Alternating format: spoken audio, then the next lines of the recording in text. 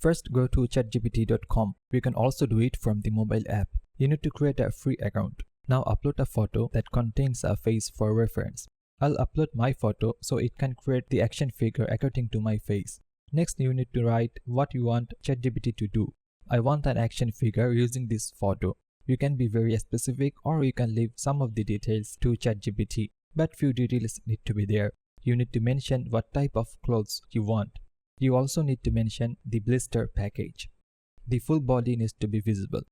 What type of accessories you want. And finally, the name of the package. Once you are done, click this icon or press enter. Give ChatGPT some time, and there you have it. If you need to change something, then you can always do that. For example, here I want to keep everything same but only change the package color to orange. Just write it and press enter.